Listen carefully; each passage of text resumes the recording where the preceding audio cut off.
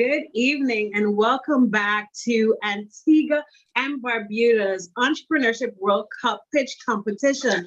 Today is day 2 of the competition and we are excited and ready to be here with you to share the finalists that we have for this evening. There are about 5 finalists this evening as well, and we are so excited to see their business presentations, to see what ideas they have, and to showcase the excellence of Antigua and Barbuda entrepreneurship. And so I am Crystal Legrand, your host for this evening from the Entrepreneurship World Cup Caribbean team. And I bring you greetings again from our president, Dr. Marcia Brandon, who is unfortunately not able to be here with us, but she already sent her congratulations to the finalists yesterday, and of course extends those congratulations as well to the finalists that have made it to the Entrepreneurship World Cup for this evening. And so before we get started, we have a few judges with us. Yesterday, you got introduced to their full bios, and tonight you'll also get to hear from them as well. Before we get to that, we also have a presentation from the founder of the Global Entrepreneurship Network, Mr. Jonathan Altman. So let's start off with a video presentation from Mr. Altman, sharing his words for our finalists this evening.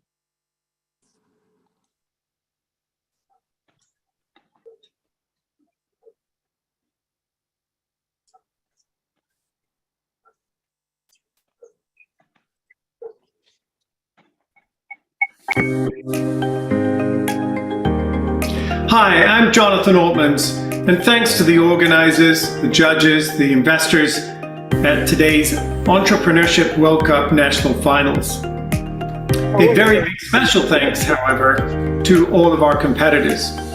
You're not just the doers and the dreamers of our society, but you're taking the risks. You're the ones that are helping us to navigate through a period of uncertainty, addressing some of the big challenges of our day, ranging from climate change to emerging from this pandemic, and of course, all of the frontier issues that are faced by our various industry verticals around the world. You know, Gen Global, we began our journey about 15 years ago, focusing on the startup community development and on supporting the entrepreneurial support organizations that help to make your path easier. And 5 years ago, we decided to accelerate our work on the front line with you, the founders. It was marked and kicked off with Richard Branson in the opening of our first startup campus, now the largest in Africa, called 22 on Sloan in Johannesburg. And since then, we've reached more than 500,000 founders over the course of this last few years.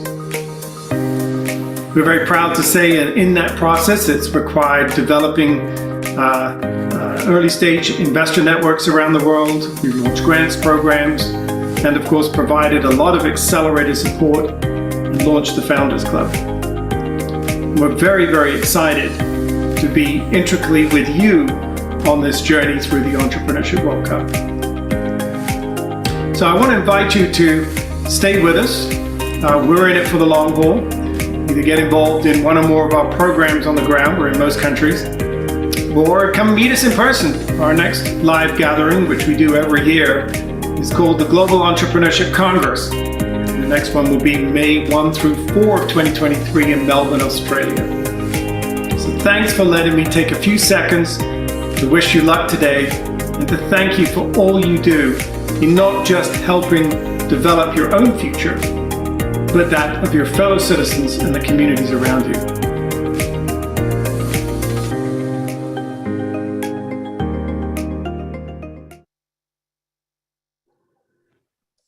We are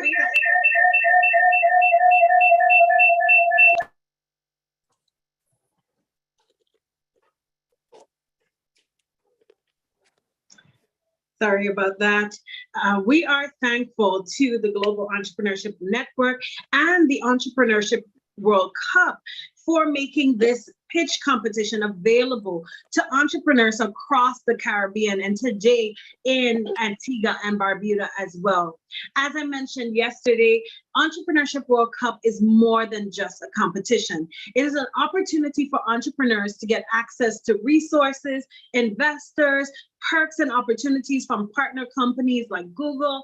And so we are hopeful that each entrepreneur that is here this evening, all our finalists, maximize the opportunity that they have through this event and through this portal that has been created for entrepreneurship across the globe. So without further ado, we will do a quick introduction of our finalists, of our judges, my apologies, and so that you get familiar with who will be screening the entrepreneurs this evening and scoring and selecting our winner for the Entrepreneurship World Cup Antigua and Barbuda. And so our first judge, please introduce yourself, Dr. Phillips. Hi, everyone. I'm just going to wish you wonderful experience tonight. I need you to kind of bring the fire on and just enjoy the process. I am Dr. Phillips. I specialize in business management, entrepreneurship, and a few other areas. We are just excited for you, and we're hoping that you stay as excited throughout this process. Thank you, Dr. Phillips. And our next judge, Judge Gamble, please introduce yourself and bring your greetings to our finalists this evening. All right, good evening, everyone. Good evening, finalists. Last night went well. I saw a lot of potential in those finalists that we saw last night. And this evening should be no different. All right, so I'm looking forward to see you showcase your best. And, really the judges have to really analyze what you're doing.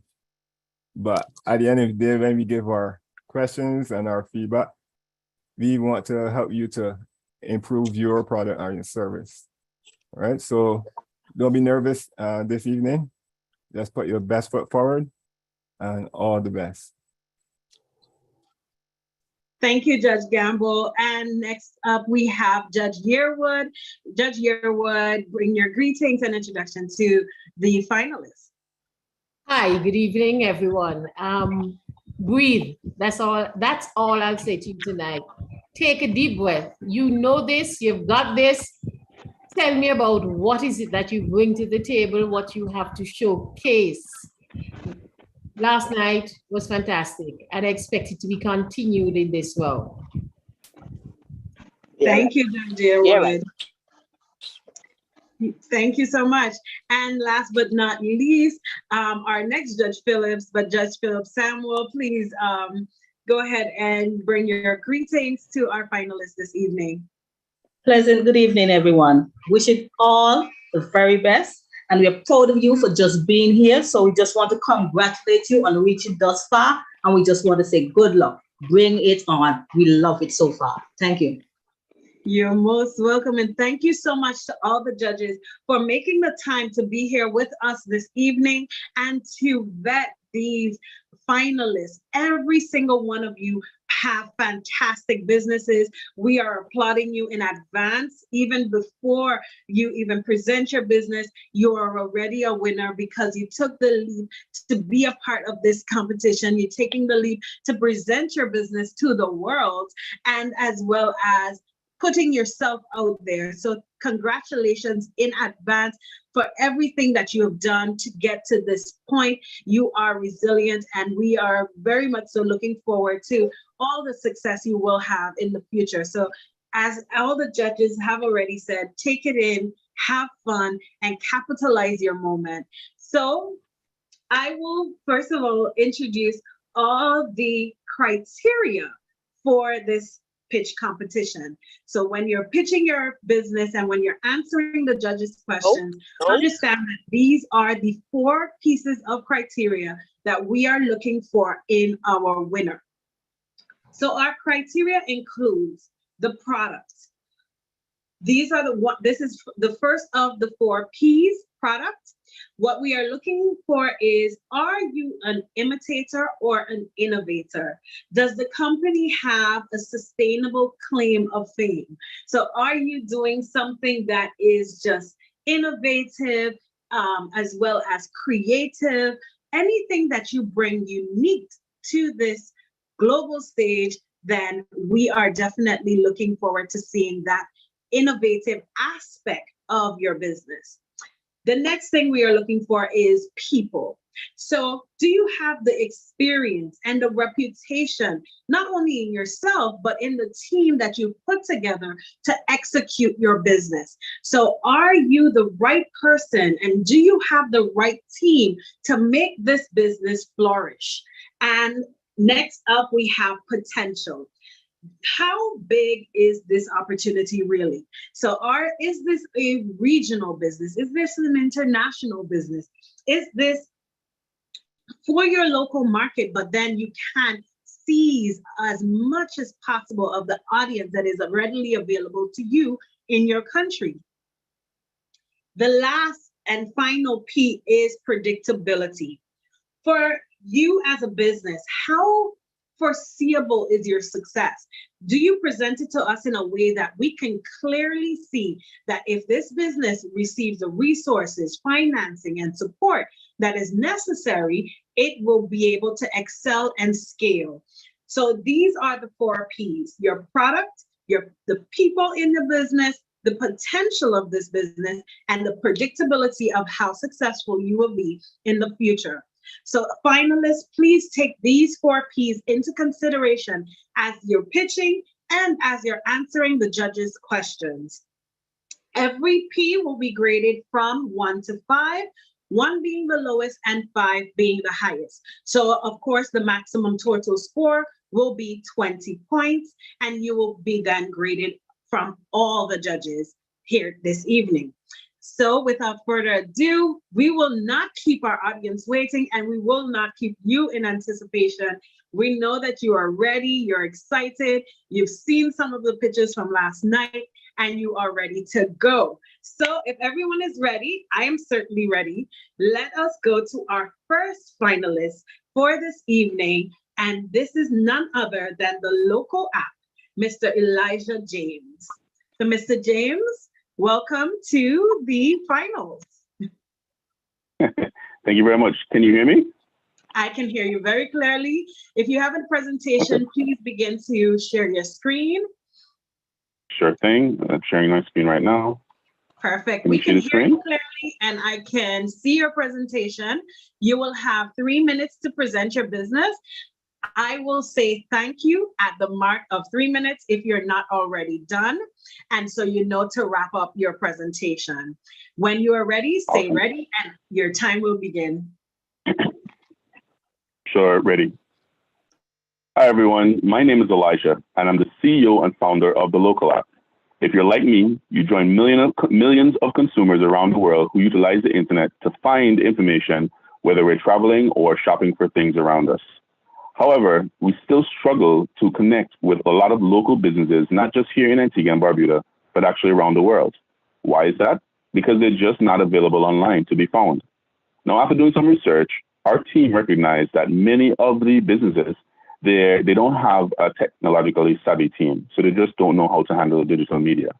Also, they just can't afford the cost to go digital as well. And as such, the concept for the Local app was born.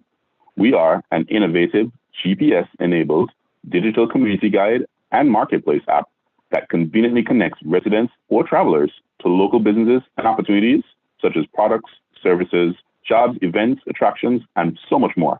We also offer businesses a fast and easy way to set up an e-commerce storefront to begin selling online. Now, we started this journey and we've been recognized by companies such as Google that have seen the work that we've been doing in terms of helping to connect local businesses to consumers online. Our team, when we started this idea back in 2015, we've been working very diligently on it, and we're very proud to have achieved several amazing milestones. We have actually formed a partnership with Google where they're featuring our company on their international global website, get.app. You see the local app right here. And our team also has well over 10 years of experience each within our various sectors, whether it be in hospitality, digital media, content management, and also retail and consumer services. Now, our business model is very simple. We provide businesses a very affordable cost to be able to set up an e-commerce storefront. And I'll also take the time to actually share with you what that storefront kind of looks like as well.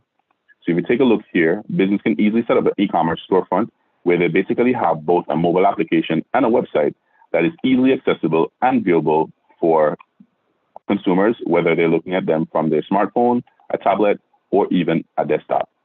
And we provide basically all the technical support so that they don't have to figure out what to do. They don't need to know any of the technical requirements. We provide all that support to them. Very affordable, and they can be accessible online. The consumer market that we're targeting represents over $106 billion annually if we look at it at just 1%. Why now? More than ever, businesses need support to be able to reach customers online. We saw that through the pandemic, that digital was the way to go. It means if we can provide them with more access, they can hire more employees, grow the economy. Consumers can be able to find more local information, such as jobs, and even connect with businesses. Government can connect with citizens in society, and travelers can have a mobile companion to help them to easily explore so they can feel at home wherever they roam. Thank you. Thank you. Coming in right on time. I was just about to say thank you, but you stopped. Perfect timing. So congratulations on your presentation. And I will go straight into the judges' questions, starting with Dr. Phillips. So Judge Phillips, please kick us off with the first set of questions.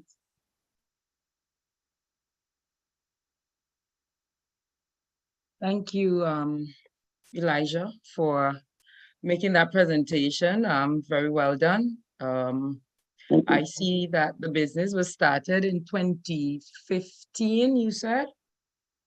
Yes, the idea itself came together in 2015. Oh, the idea was and we birthed in 2015. In terms of you outlined that one of the problem is that you can't reach your local market and international market. I realize that you're also on Google. My concern is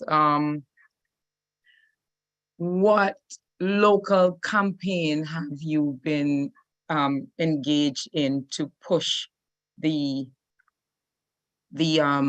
business? Sure. So thank you for that question.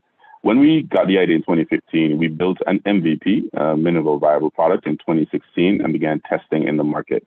We didn't do any advertising or promotions. We just put it out with 1 or 2 users. And it actually spread very virally until we got to over like 7,000 downloads and users.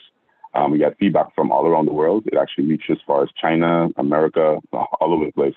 And this was because people were telling other people because they utilized it as a source for being able to find jobs and connect with other things. That's how Google also found us as well, because they realized people were utilizing the platform to be able to connect with local information here. Since then, we've been basically working on refining the platform using the feedback that we've gotten. And just as we were getting ready to do a push out in 2019, of course, COVID hit. And so since then, what we've done, we've actually pulled together, we've done a few changes to adapt to a lot of the work that was going on within the market itself. And since then, we actually commercialized our operation in terms of actually starting taking customers back in 2021. And since then, we've actually surpassed our goals and target. We've actually done like 275% plus over what we had budgeted to achieve in terms of business because of the demand in the market, especially because of what has been happening with the pandemic. It's actually fueled our growth to the point where we haven't even been needed to do any kind of advertising. People have been actually coming to us. And we've been working with clients, not just here locally in Antigua and Barbuda, but also internationally as well. Okay. What about the individual who is not so techno savvy or does not know how to manipulate through the online platform? How does your business cater to those individuals? Awesome. So the concept behind the business came to cater to just that very reason. As I mentioned from the start, we realized a lot of business owners, they just aren't technologically savvy. and they don't have a team either who can give them that support. So through our platform, I would have shared with you what the back end looks like in terms of a business, having a business to start up and put it online. But we basically created a no-code store builder, which basically means you don't have any technical requirements needed to get that done. We set that up for the business so that they don't have to, figure out any of the technical stuff. And all they have to literally do is just upload their products and services. And if they need us to do that for them, we can provide that support to them. I'll look at the background platform again with you, just so you have an idea of what it looks like. So a customer gets a background, pretty straightforward background that they'll be able to manage their orders so they can see how much money they've made. They can manage their orders. They can add their products, see how many clients they have, see all the statistics in terms of how much people they've reached, everything. It's all in the background for them. So we've basically taken away any need for technical knowledge. It's not required. We are there to help support businesses so that they can basically begin selling online and can be found by consumers from all over the world, whether people are traveling to Antigua and Barbuda or living here. Okay, thank you. You're welcome. Thank you, Judge Phillips. And we go over to our next judge, Judge Gamble. Over to you with your questions for our finalists this evening.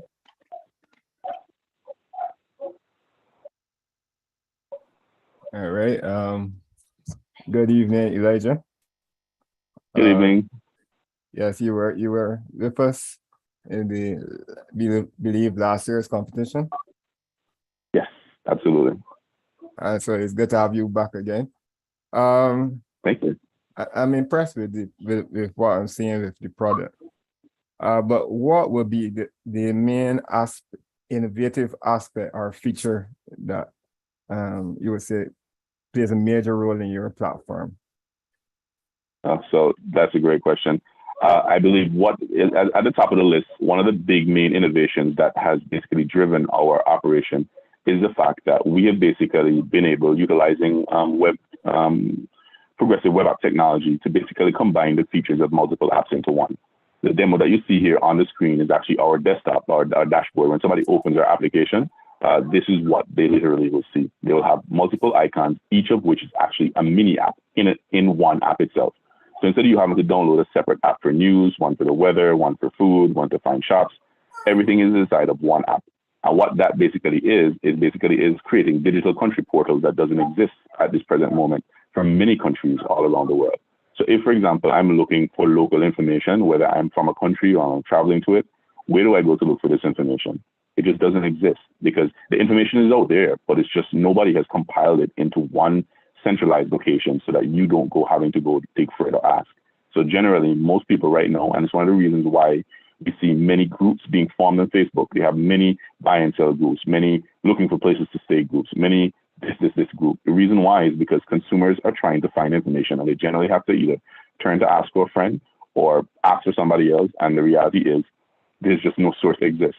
So I would say that would be one of the big leading innovation that we're very proud of being able to bring to the market by providing a one centralized hub for local information. So whether you're searching for businesses or opportunities such as jobs or anything that is local, you'll be able to find it on the local app platform. And even if we don't have it at the time that you want it, we'll make sure we add it into the near future coming up.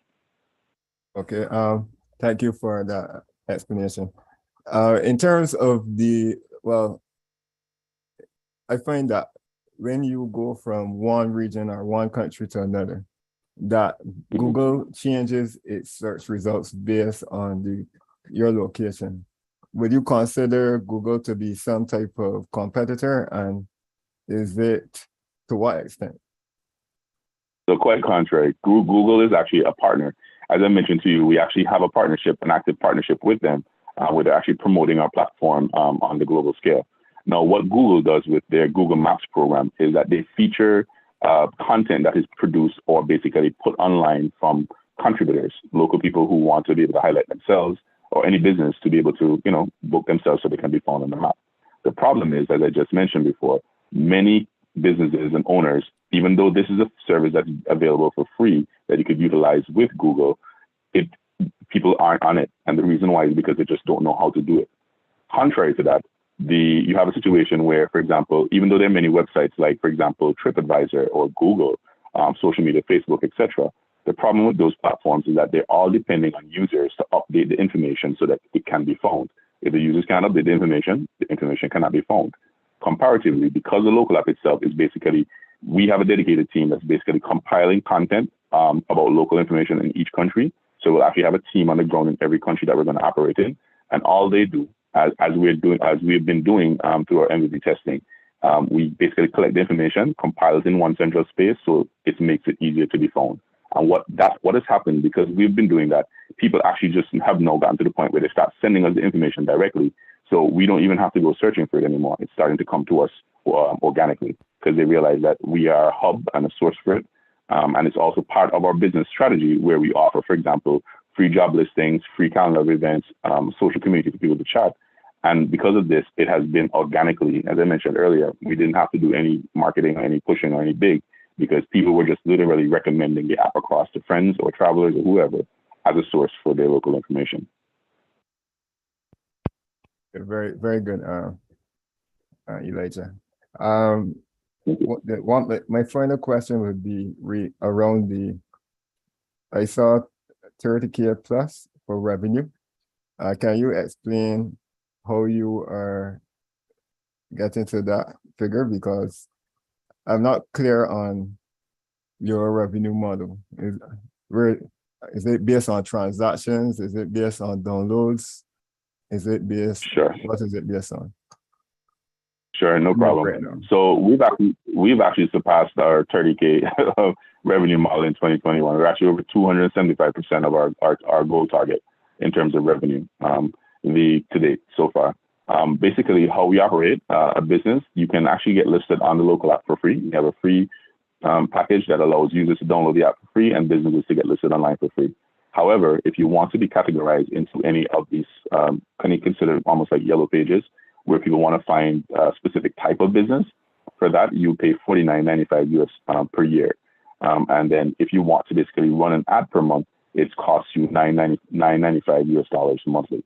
If you want to be able to operate an e-commerce store where you're able to accept payments online for your storefront, it's affordable as $19.95 US per month.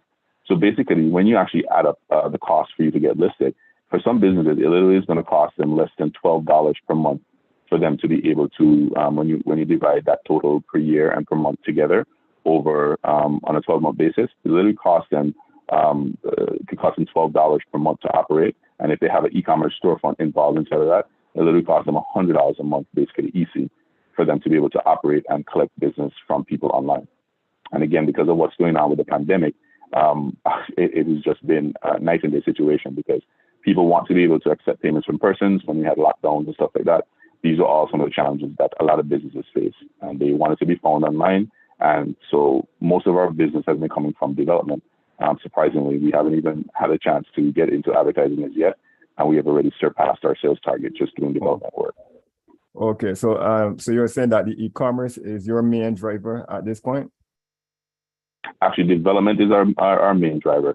One of the things that you don't see online in terms of our business model here is that we actually charge for, if a client wants us to build a website or mobile application for them, we can do that work for them. This is actually for the local app in terms of listing on the platform itself. And for that, we basically do website development or mobile app development starting at $7.95 US. So what I'm seeing on the screen right now, where would the development, would that fall under one of these categories you have on the screen? Yeah, it would probably be based on their transaction as a revenue model. Okay, so I misunderstood what transactions was called. I was thinking transactions would have been, I mean, like if you sold something, you took a percentage. Right, take a commission out of it and stuff like that. Yeah, it kind of overlaps with e-commerce. It also includes that as well in terms of e-commerce. Yeah, but we have been mainly focusing on being able to help the businesses to be able to set up their online storefront and presence. And that's what has been pushing a lot of the revenue for us, that we've been able to surpass our targets. Okay. All right, thank you. And from clients, not just locally, but also internationally. Because we've actually registered also in the US and UK markets. We've registered our business in anticipation of having source market business to come to the Caribbean and Antigua and Barbuda. And it's just been able to open doors for revenue for us. Okay. All right, thank you very much, Elijah. Thank you, Judge Gamble. And over to our next judge, Judge Yearwood. Over to you with your questions for our finalists this evening. Hi, Elijah. Just two simple questions for you.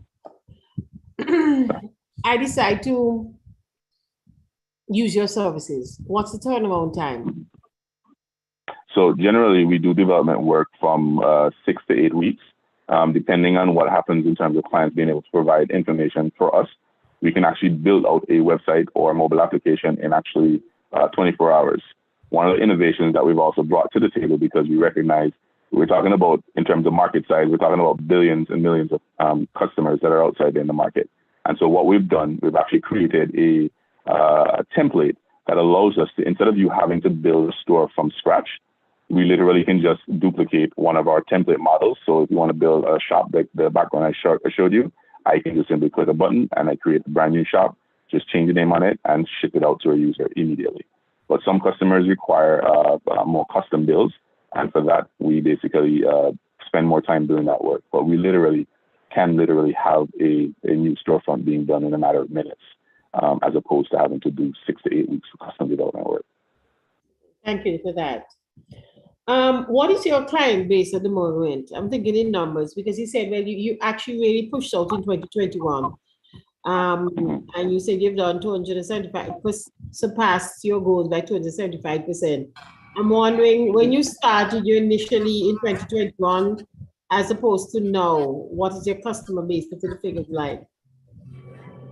Okay, so in terms of revenue, or you're talking about in terms of our clientele? Because again, our clientele compared in 2021, as I said, when we commercialized, this is when we first actually started taking money. Because prior to that, people were able to utilize the platform absolutely free of cost. There was no charge. You could list whatever you want. You could put whatever you want. And this was for us to basically be able to provide get feedback so that we could build and provide the services to meet the market demands. Since then, since we launched, like I said, because we were able to register in international markets, and through our partnership with Google, we've actually had customers both from as far as the UK, up from the US, across the Caribbean itself, other islands, and here locally in Antigua and Barbuda. So our client base is no longer just here, only in Antigua and Barbuda, but it's actually global. I was wondering if you could give me some figures. In terms of what? Numbers you're talking? Yeah, your actual clients. On an average basis, on a monthly basis, we can have anything from 20 to 25 clients doing development work that we're having right now. And as I mentioned to you before, once the app platform relaunches back into the market, because when we were doing our MVP testing, we had up to 7,000 users in a matter of weeks. And so we anticipate once we relaunch the platform back into the market, the local app platform, not just the development side of the business, that we will easily scale to 50,000 users within a matter of weeks. Okay. All right. Thank you. You're welcome. Thank you, Judge Yearwood. And to our last judge, Judge Samwell Phillips, please over to you with your questions for our finalists this evening. Hi, good night, Elijah. I think Hello. Jackie would have asked something that I wanted to know, so you wouldn't have much questions from me. But from 2015, when you started the app, right?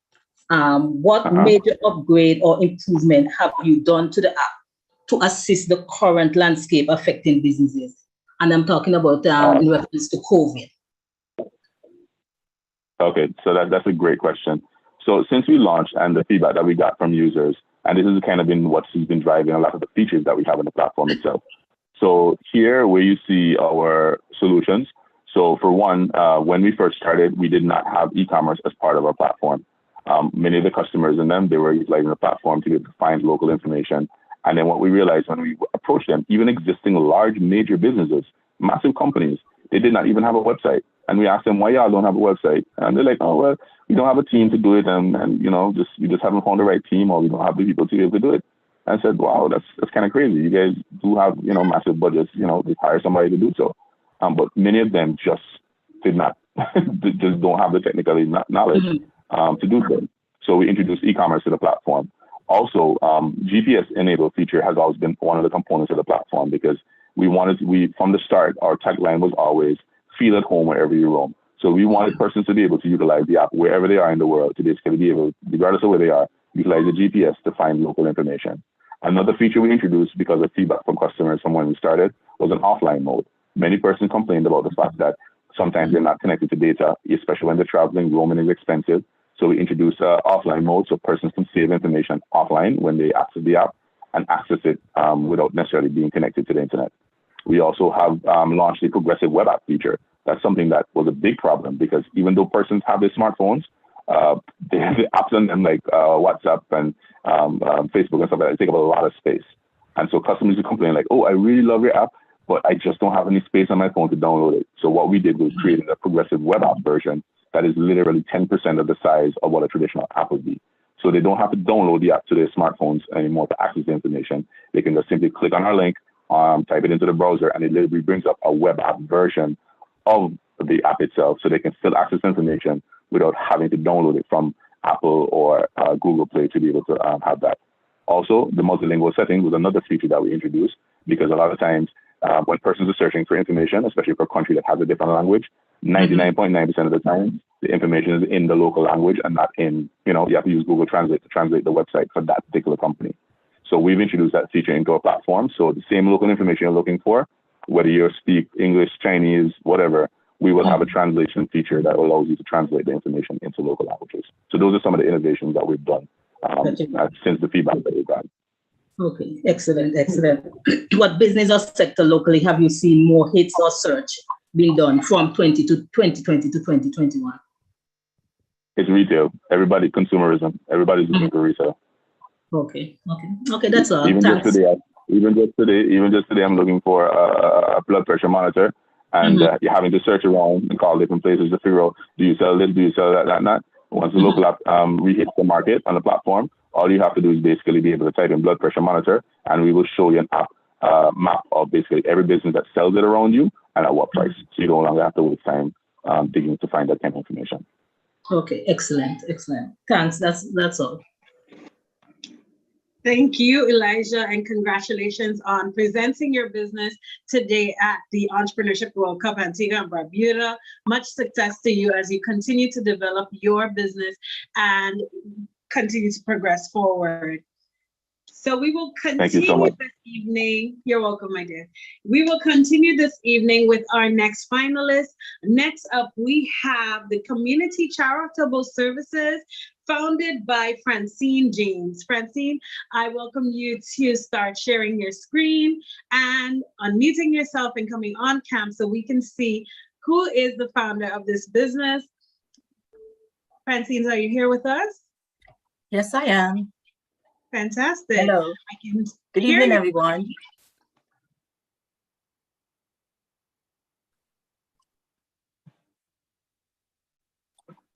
Can you turn on your camera and as well as start sharing your screen?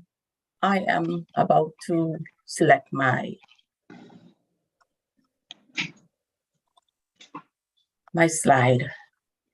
No problem. Like the other finalists this evening, you will have 3 minutes to present your business.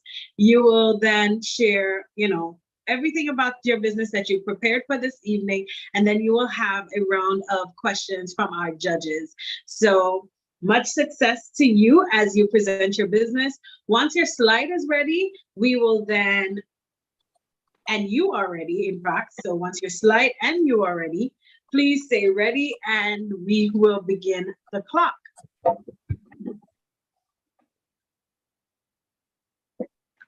Ready.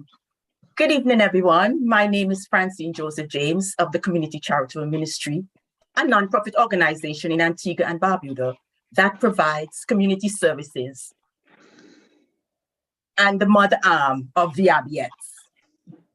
With a support team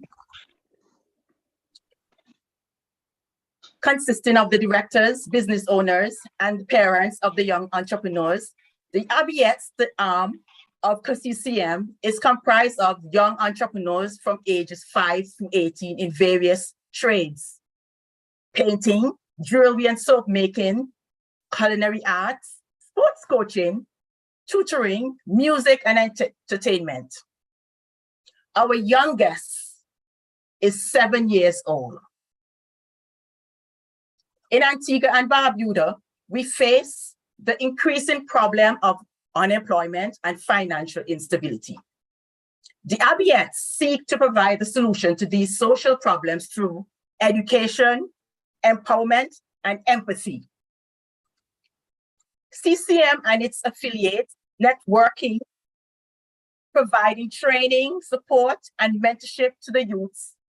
We are investing in the future of our nation by gearing their mindsets to becoming self-sustaining business persons by developing their marketing skills, teaching them how to price and package their products, how to present and promote themselves.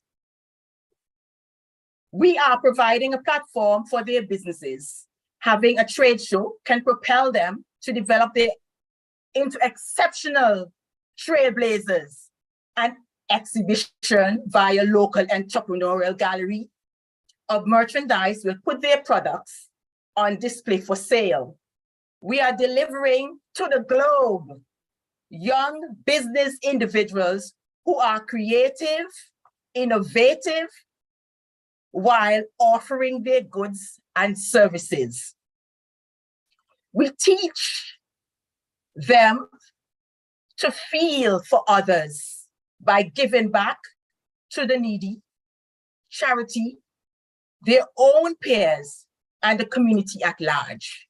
The aim, the goal of CCM for the ABS is to help them to develop them now in their formative years so that they can become healthy, resourceful, and self-sufficient entrepreneurs. I present to you ABS, Big Things by Little People. Thank you. Thank you for your presentation. Big things for little people. I love it. And so let's start off with our first judge with her questions. Judge Phillips, please, over to you with your questions for our finalists this evening.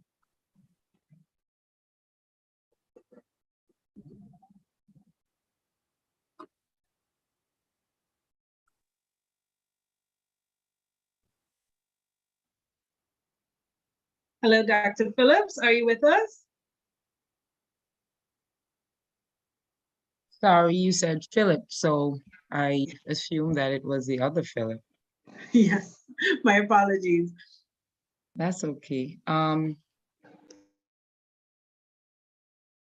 Sorry about that. Francine, thanks for such a wonderful presentation. My pleasure. Your venture, it's a social, is it a social entrepreneurship focus?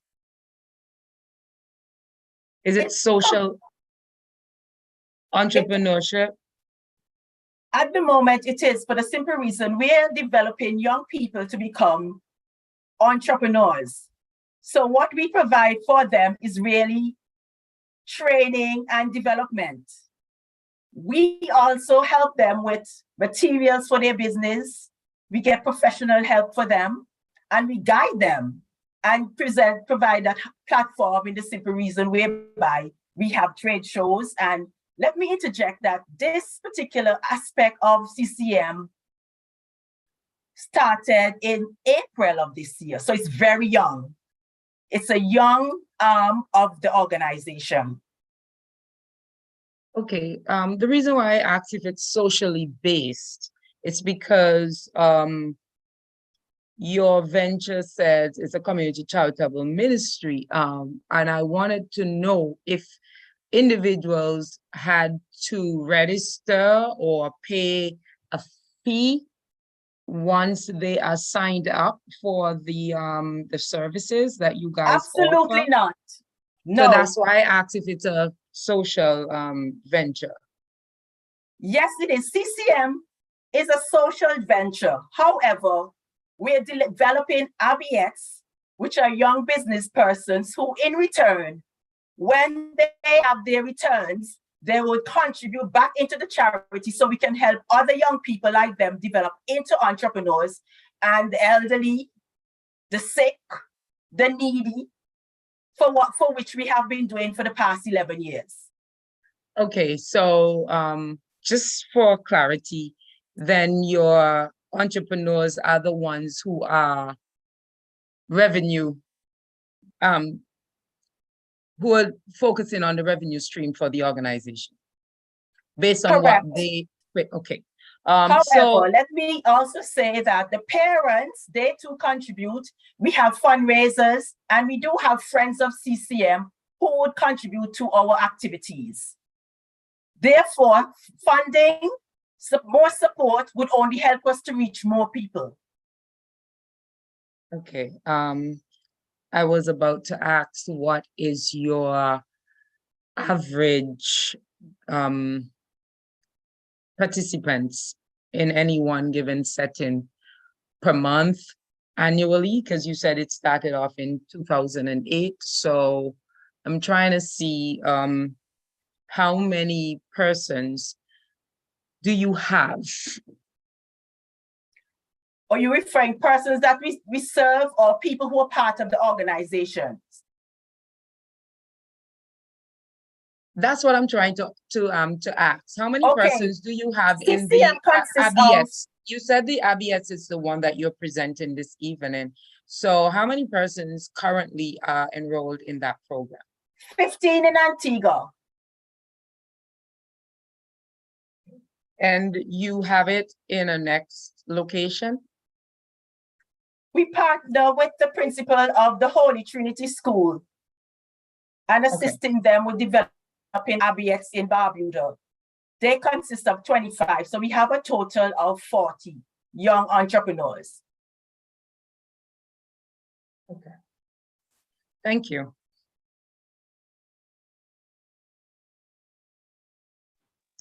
Thank you, Judge Phillips. And over to our next judge, then let's go over to our next Judge Phillips. So Judge Samwell Phillips, over to you with your questions. Good evening. My first question is, what is the complement of the team working along with you? I didn't recall hearing that in your presentation. We have 4 directors. Mm-hmm. And what are some of the areas they're working at? What are their skill sets, if you mind telling? Their skill sets are entrepreneurship, accountants, project coordinators, and nurses. Okay. That's our core. That's your core. Okay. How many businesses are a part of the ABIET? I'm not talking the CCM, the ABIET itself. How many businesses are part of it that you would call businesses itself, small businesses or the little? Because I like what it's doing for young people, especially starting from that small age. I just wanted to have an idea of how many you're working with now. We're presently working with 13 youths. You're referring to the persons who are members of ABIETs who have been trained by CCM and its affiliates? I know you would have said that you would have had you have done shows or trade shows or something. So how many businesses have been on presentation at any given show or trade show? Well, our first annual was held in June of this year, and we had a total of 13 young entrepreneurs. 3 persons were unable to participate.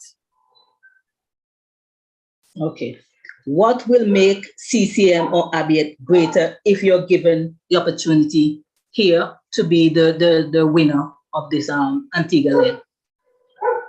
Well, it would help us. We are delivering young persons that are creating and offering goods and services. And it would enable us to expose the unrealized abilities of our young people by giving them the platform that would enable them to develop into exceptional trailblazers. For example, whatever funds we have, we make it work. And we are always able to raise funds. Once person contributes into the charity, they would see their returns for the simple reason that we do our annual. We have to submit our income and our expenditure to the Department of Intellectual Property. So if I were to put a figure to what is required for us, it would be over 750,000 United States dollars. One would say, but what you presented is so simple. But over the 11 years that we have been functioning and have all these different affiliations with persons that we support, we have recognized in our accounting that the monies that are spent, even in kind, because most of our services are in kind. For example, I am not paid. I enjoy doing it. If I could do it and stay at home and pay my bills, I would. But I'm not in a position to do that, but I can give my service. So one of the things that we promote and encourage persons to do is to come on board and provide your services. So if we have funds that we can pay for these services, there are so many things that we'll be able to do to launch it forward and improve what we are trying to achieve. Okay, thank you. Thank you. And over to our next judge, Judge Gamble, to you with your questions for our finalists this evening.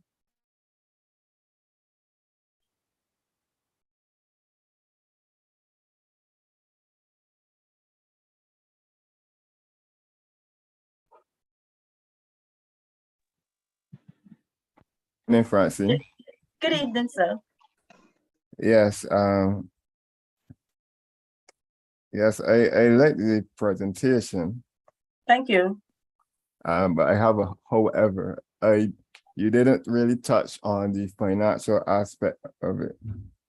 So you presented a lot on the product, but not much on the, the revenue model or, things related to that. So you're saying, just now you were saying that if given, the opportunity, if you receive an investment, you would create different avenues to launch your organization for. Can you be more specific in the areas that you would allocate resources to? Thank you for that question. Absolutely. For example, we have a website, communitycharitableministry.org, which I would encourage all of you on this platform to visit. And with that website, we need a developer. We need somebody who can police it and get our information to the World Wide Web. And with doing that, we would be able to tap into the resources that we need to launch us forward. Because we are a small team functioning pro bono, and if we do not have the resources that would help us to develop it further, it will just stay in the idea. We're simple people doing extraordinary things. So it's a situation whereby, as it relates to the financial aspect of it, it varies because of what we do, and we contribute to the people who are affiliated with us, and we have our lists that we provide service to on a monthly basis. So therefore, in order to increase that, we need to have increased funds. You did inquire about maybe a financial model, how we going to arrive from X to Z. For us, we need that person to come on board, look at our finances, have discussions with us. So that is why we're coming to you, because we need the professional help and guidance to propel us forward. Okay, thank you. And you're welcome. All right, so the main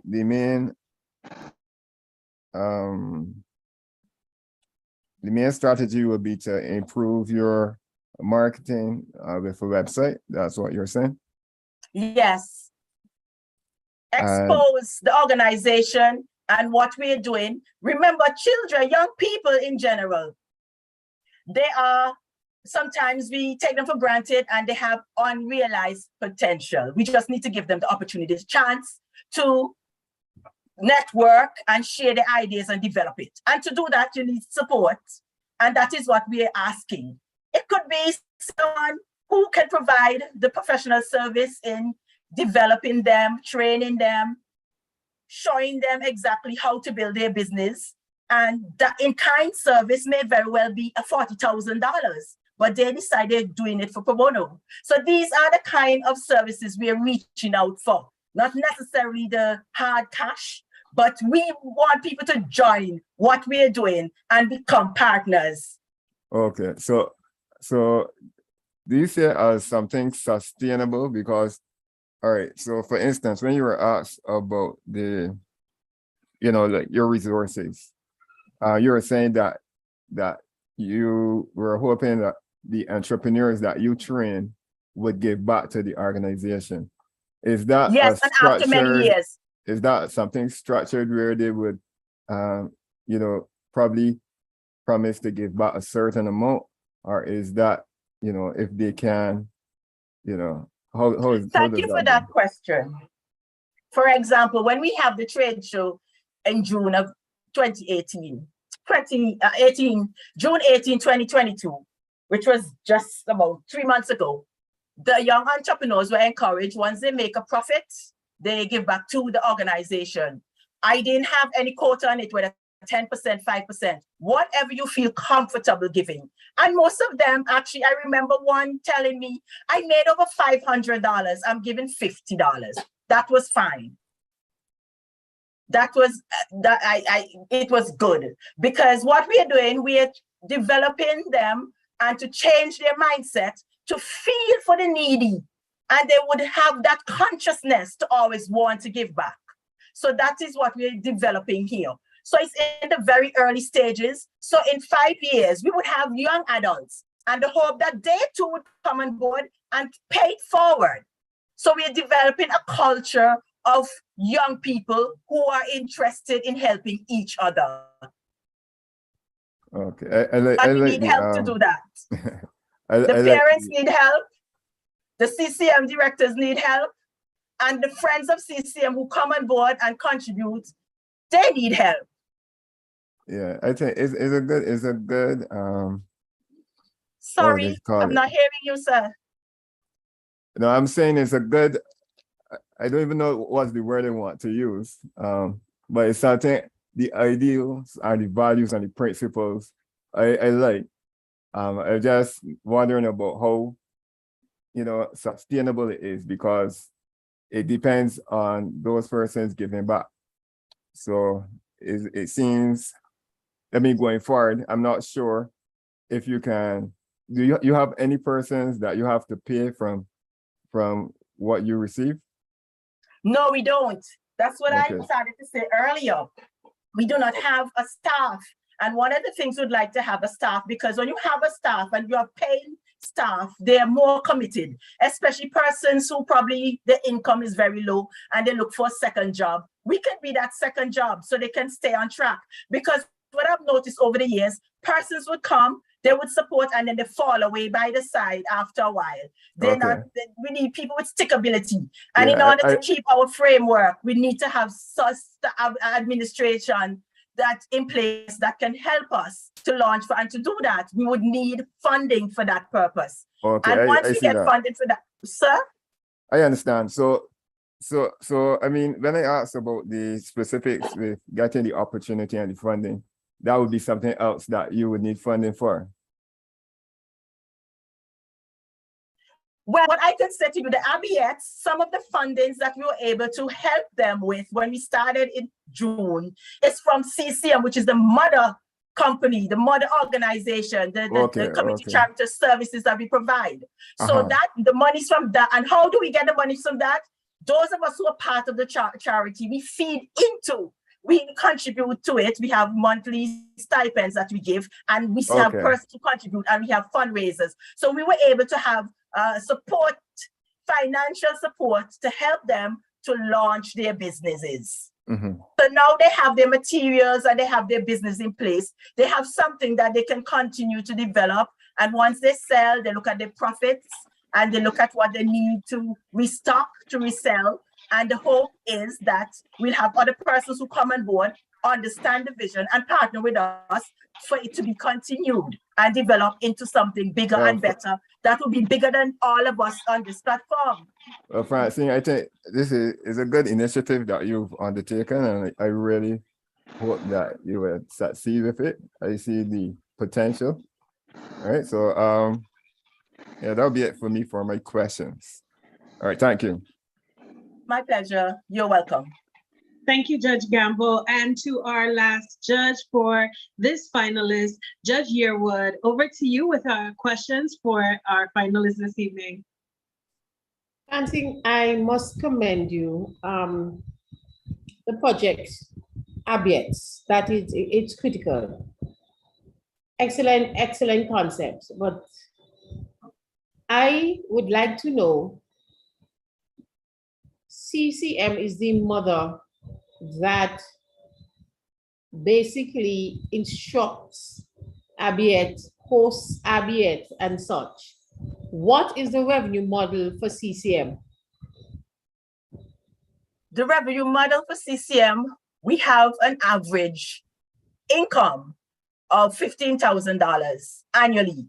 That's low, yes. And that is because persons who contribute into the charity, and most of the persons that contribute are persons who are part of the charity. So what we do, the in-kind service that we get, that's why we're able to do so many things. And there are times when people would say to us, how did you pull this off with so little?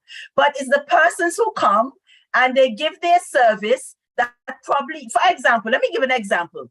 Louise Joseph of Amaya's Design. She came and conduct training and she did it for free. And if we were to have paid her for those training, it would have cost us $4,500. So whatever we get, we make it work. We always approach persons, we tell them what we are doing. And because they're like us and they understand the needy and what it is that when persons are in need or what they need help, what it's like persons with that are kind-hearted would feed into and contribute into the program. So we have come to realize that if we are doing that at this level, and we don't have monies that we know every month this is coming in, what if we had partners who say, okay, we are going to be contributing $100 monthly to this. And if we have like about 100 persons giving $100, times that, how many, that's so many things we can do. There are a number of things we'll be able to accomplish in addition to what we have already done without it. Francine, I salute you and I understand where you're coming from, but I do have my concerns.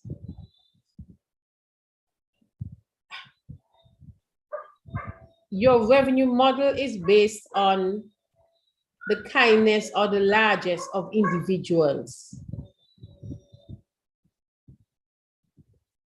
You see, I'm concerned I am concerned about the sustainability of that. Because you have been in operation for how long now? 11 years. 11 years. And there is not a year that we're not able to assist someone or many persons. Okay. I like the concept and I like what you are doing. But for someone to invest in it, unless they're doing it from a philanthropic point of view, there would be concerns. Because what is my return on the dollar? If you think of it in the terms of, even from the point, if it is social entrepreneurship, eventually looking to earn some sort of income and have sustainability. So far, you've been able to do it for 11 years. Perhaps it may be dependent on the individuals you're surrounded by at this point in time. But what happens if you lose steam and some of the others? And that is my concern with that model that you're using for the revenue, because the revenue you get is what you use to fund and carry ABIETs. Not entirely. My concern. ABIETs has its own fundraiser. So you only depend on fundraisers. And yes, persons contributing and in kind. Contributions. Okay then. Thank you. Thank you. Finalist Francine, you did an awesome job in presenting your business, and congratulations. And we wish you all the best as you continue to progress forward. And we will be going to our next finalist for this evening, Mr. Dura Burns. You can begin to share your screen and as well as come on camera so that we can assure that we can see and hear you clearly so that you can present your business this evening. Mr. Burns. Good evening. Good evening. Yeah, well, you may not be able to see me because I don't have camera on this laptop. It's not mine. I had to borrow it last minute. Understood. And actually, now I remember now that I will be sharing your presentation. And so what I would need you to do when you're ready to go to the next slide to be able to keep pace with you is just say next slide and I'll immediately click so that you don't lose time. So like the other finalists, you will also have 3 minutes to present your business. And once you are ready, then you can say ready. Okay, you still hear me? 1 minute to get your presentation full screen and then you can begin.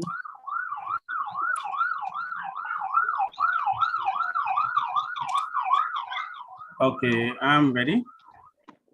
You can proceed. All right. So good evening to everyone again. So I am Dura Burns, an artist by profession. And so this evening, I'm here to present to you 268 Park.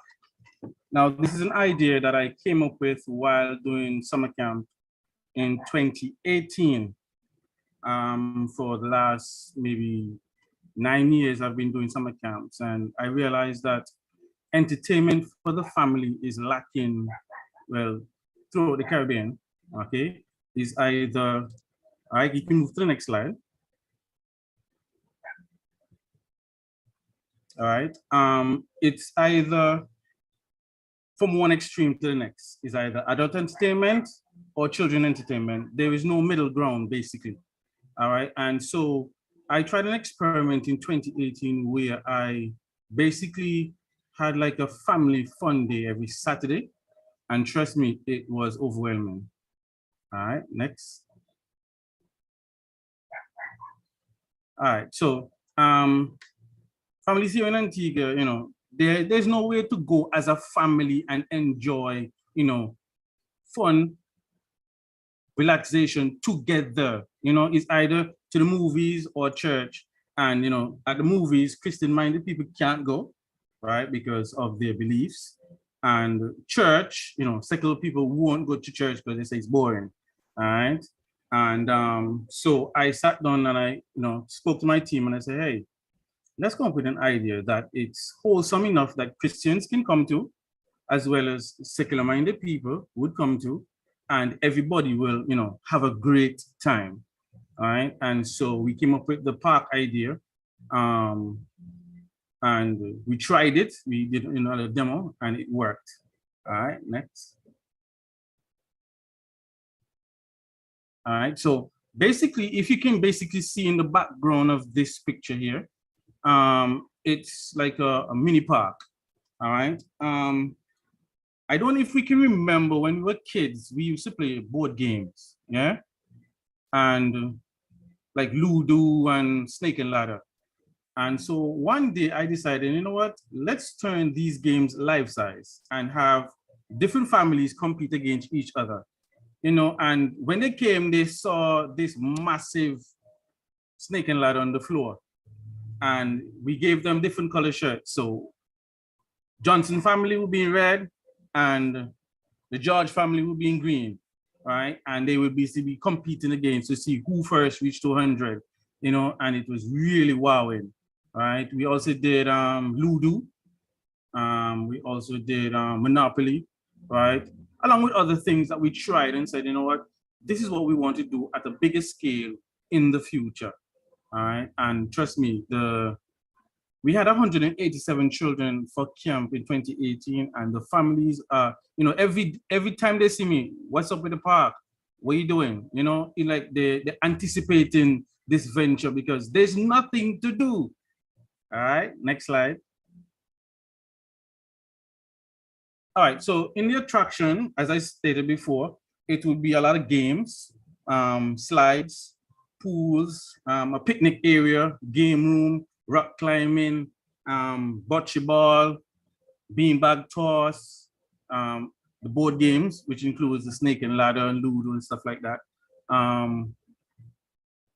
The pools would have like a swim bar, all right, volleyball net. What's the name of that game again? It's like football, but it's played in the pool with your hands, all right? And we've already started to order some of this stuff from the funding that we would have, earned from the summer camp. So we have quite a few of the stuff that we need, right? But like the biggest stuff, like creating a pool, doing the rock climbing, building the different rooms and stuff like for games, movie area, stuff like that. That's what we need real funding for. All right. Next. All right. So how would we basically turn this into a business? All right. First of all, there will be day pass fees. All right. And the day pass fees will be 2 different fees. You either have an all-inclusive fee where food and drinks and all the activities are included, or a fee where it's just the games, you can walk with your own food, etc., etc. All right. Also, there will be the option of renting like the picnic areas. A lot of churches like to look for areas where they can camp out for the Easter vacation, stuff like that. So we will have like a fee you pay, and you basically use that area for the weekend, etc. One of the rooms can be used as a room for like a function, maybe a dinner, maybe a meeting, as the case may be. Also, we will have souvenirs with the logo of the park on it, all right, as well as handmade souvenirs that we, as a team, will be making from natural stuff. All right. Myself will be doing some paintings and stuff like that. Will be on sale, etc., etc. And that way, we will generate funds that will pay staff, basically to maintain the place, because we don't want 268 Park to be a stagnant business. It should be consistently growing, right? And we will, always coming up with new ideas and ways of how to, entertain everyone. All right, next. All right. Now, the market, as I said before, is huge. All right, because a lot of the churches are trying feverishly to entertain their crowd, and they're vastly losing the young people. All right, because young people get bored quickly. All right. And if there's nothing for them to do, as they say, the devil finds work for idle hands, and so you find they get in trouble because there is nowhere to go, nothing to keep them meaningfully occupied, and so we now have them now at our disposal where we can keep them entertained, and once we keep them entertained, then they'll be meaningfully occupied. All right. As well as now we've all just come out of a pandemic where we were locked down for a while, and so everybody's looking for places to go. If you check the fetes for the last week during Carnival, they were all packed to capacity with people, just wanted to get out, just to, feel what outside is like. It's like you're in prison and now you're free. You just want to get out, feel fresh air and stuff like that. And so basically we want to try to get a vibes where it is family oriented. Everybody now is stuck on phones. We are socially connected to each other via phone. 4 persons in a house and everybody's stuck to the phone, and we communicate to each other by phone. And we try to cut that out, by, bringing you to park and play games together. We laugh, we compete with each other, we interact, because that interaction has been lost over the years. All right, next. All right, advertisement, how we intend to advertise. All right, using the social media, all right, Facebook, Instagram, TikTok, Twitter, you name it, all of the medias, we intend to tap in and get the word out as much as possible. All right, let us be the first thing that they see when they open Facebook. 268 Park. All right. Word of mouth as well, because once people would have come and patronize us, we will make them enjoy themselves so much that they would want to come and invite a friend. All right. We also intend to tap into TripAdvisor so that it is not only for locals, but also guests who come in, because I work in the hotel industry, and there were many times when the guests say, hey, this place is boring. They're tired of seeing the same thing over and over and over. All right. And I intend to make presentations once we become a reality to the resorts, and so day passes for guests as well will be created. They can come, they can taste local cuisine and stuff like that. See how we used to play when we were kids, basically our way of life, as it were, here in the Caribbean. All right.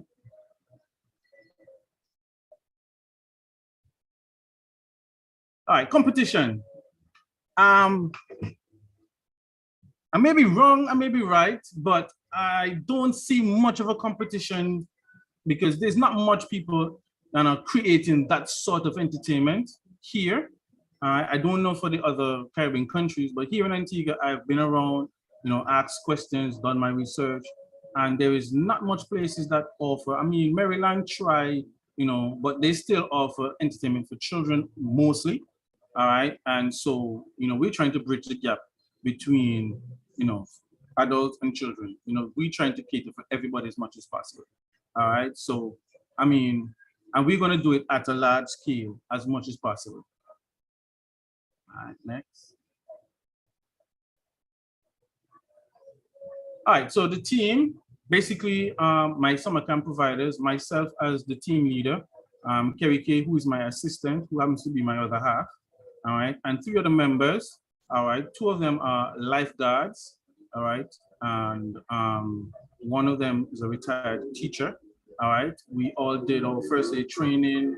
Well, the 3 of us who are lifeguards, because I'm a lifeguard as well, all right, so we looked at the business and we said, hey, if we're gonna offer this business where children be climbing, they're gonna be crawling on the stuff, running, jumping and stuff like that, we have to make sure that we are certified both first aid, lifeguard, CPR, everything, that in case anything goes wrong, even before the ambulance gets there, we would have already assessed the situation, done what we need to do, and be on top of the ball. All right. My other half is actually presently doing nursing. She'll be graduating in December.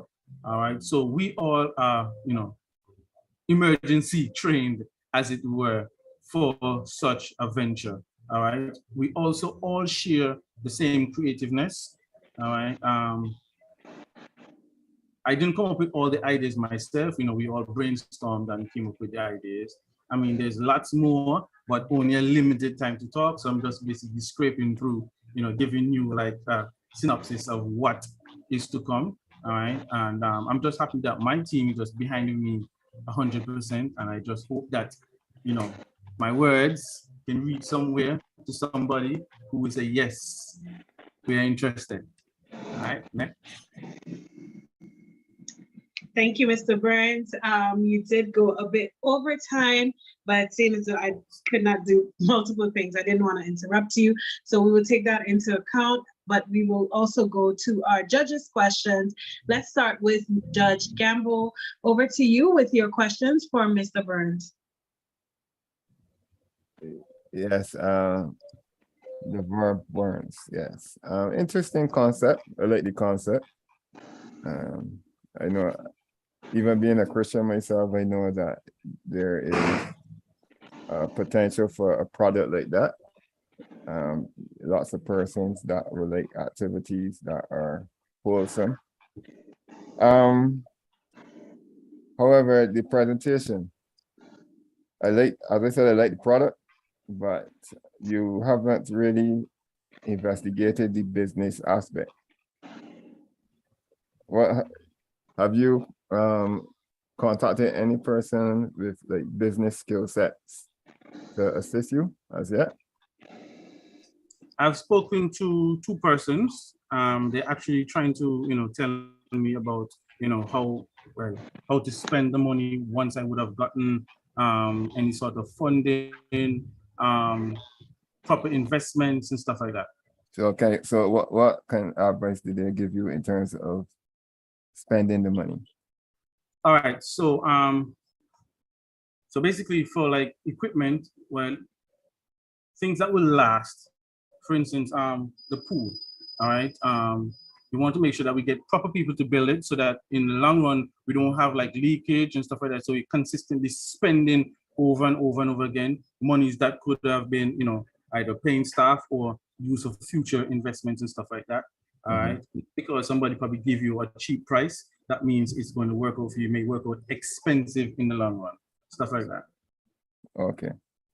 In terms of your market, you say there's either children, there are things for children, or there are either things for adults, but you're looking for the in between. So you're looking at what, teenagers? Well, no, unless I in between, meaning that I meet everybody down the middle. So basically, it's not just adults or children, it's everyone. Okay, everyone. Okay. Yes. Yeah. All right, because what I was asking is because when you were speaking about what, you know, push the idea for you, you're speaking about the camps that you would have had. You're speaking about, you said at one point you had 180 something children, is that correct? 187. Okay, 187 children. So with a focus on children, I'm still kind of getting, you know, it kind of still seems to be focused on children, even in what I was seeing for the teen part. I don't know, when you share the ideas with others, how many have you had the same level of interest from the adults and children, or is it leaning more towards one or the other? Yeah, as I said earlier, we tried an experiment in our last camp where we had a Saturday fun day, where we would invite parents who are basically off on the weekend to come over and basically have a good time with their children, and it was overwhelming.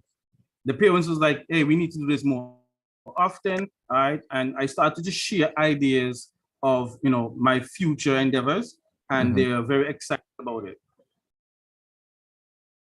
Oh, okay. All right. So, well, I like your idea as well.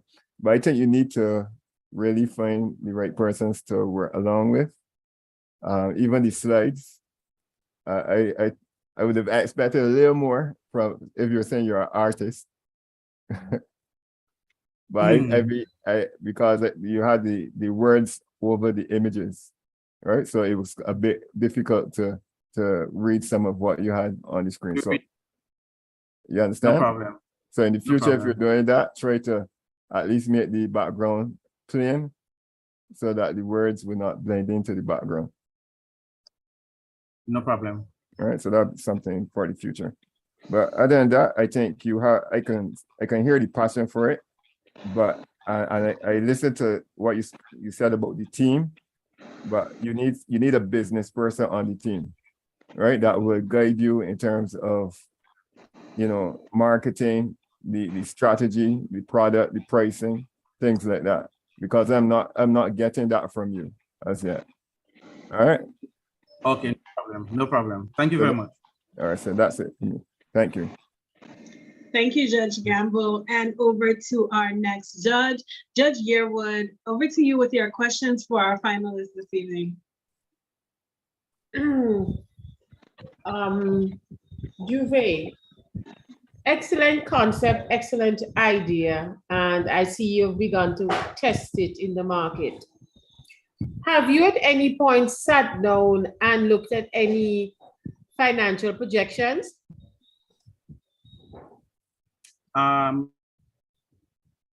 Not excessively, no. Okay, thank you. That's it for me. You're welcome. Thank you, Judge Yearwood. And over to our next judge, Judge Samwell Phillips. Over to you with your questions. Hi, good night. Yes, as I'm going to share the same sentiments of my other colleagues. It's an excellent idea. However, there was no financial breakdown. What are the proposed costs for admissions? Did you look at anything comparison with something within a Caribbean perspective? Was that done?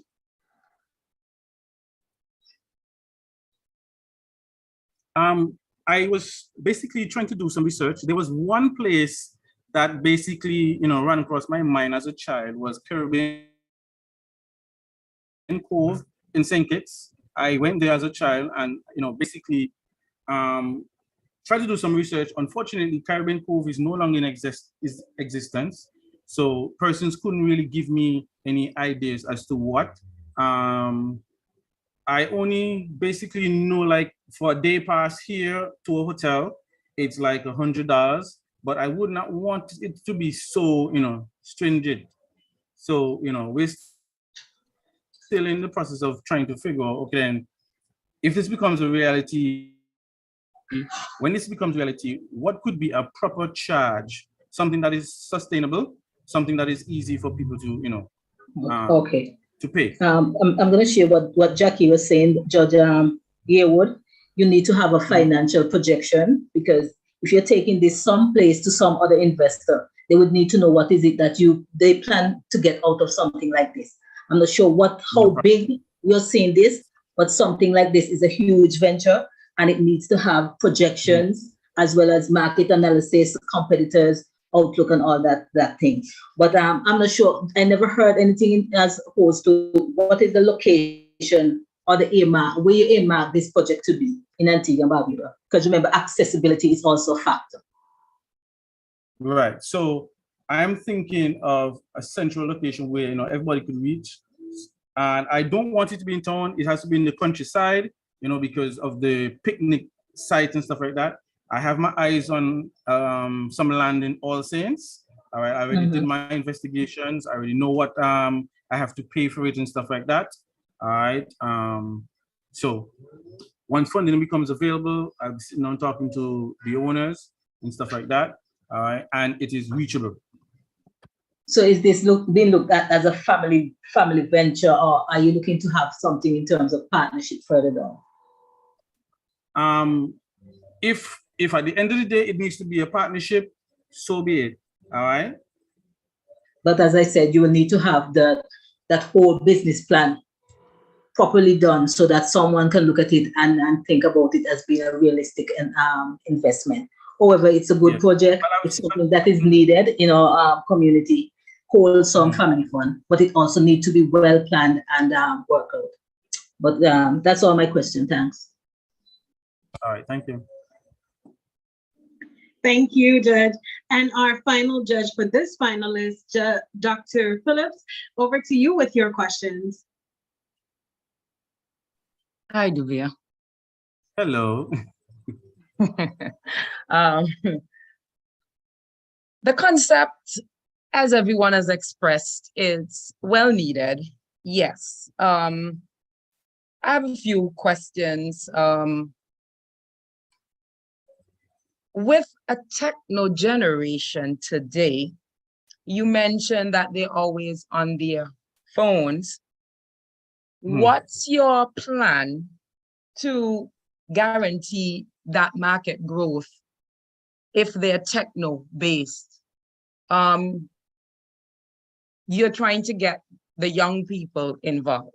And if they're techno-based, how do you plan to divert their interest from, the era that they're born in, the devices that they have? What's your plan there?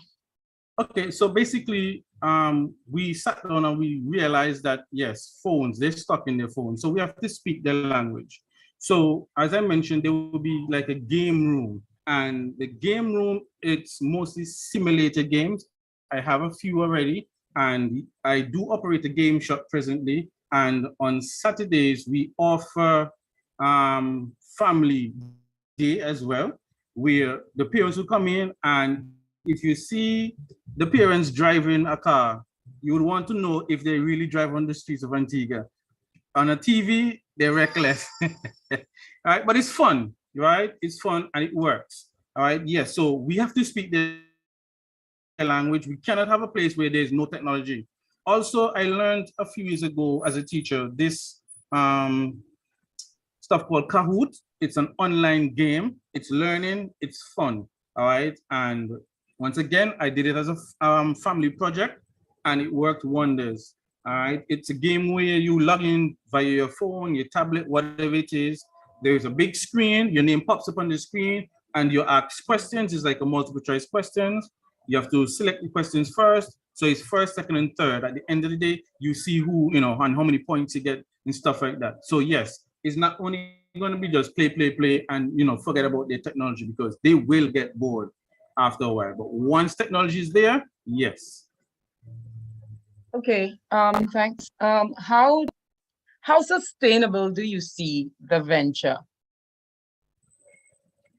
Because you're offering a service that I'm assuming it's going to be daily, and you didn't mention operational hours. That's a concern for me, because if you're doing Monday through Saturday or Sunday to Sunday, if it's a 7-day operation that you didn't put that strategy out. And the reason why I'm asking is because if I'm a parent and I have children who want to be a part of the park and it's family you're stressing and I have to work, then how is that workable for me? Seeing that I would have to work 8 hours in the day and then coming home, operational hours. How did you? Yes, we did actually discuss all of that. All right. Yes, we would want to operate every day. However, because we have to take into consideration that school will be in effect for at least 3 months during September and so on and so forth. All right. So only on the weekends during that time that we will be busy for locals. But because we're catering for not just locals but international people as well, we have to take into consideration every day. All right. We also will have to hire more people, all right, because in case, for instance, as you said, a parent will want to go to work, all right, but my child wants to go to the park, all right, so we'll have to have like basically kids club, right, where you come, you register your child. I work from 8 to 5, as the case may be, and you would want to know that your child is there throughout the day, all right, on a Saturday or on a Sunday, all right, and so yes, we've considered all of that, all right. So we have not come up with a pricing per se for that yet, all right? But it's a thought. Okay, just one more thing. You beta tested for free. Say that again? You beta tested the service for free, meaning you tested it for free. No, it was not for. No, it was not for free. All right, we charged everyone $20 on the Saturday to come. All right, and they paid that $20 with ease. All right, we had like trampolines. We offered hot dogs, drinks, water. I had my games. There was bounce castle, face painting, the board games. All right, I didn't have them on board. I had them on cloth, really, but different things. But they paid $20, and then they just basically just enjoy themselves for the day. Okay, so I'm gonna suggest, just like my other judges, that you really sit and give consideration to the cost aspect. The financials, because you're looking at something that should be sustainable. And that's where my question lies heavily. Okay. Thank you. You're welcome.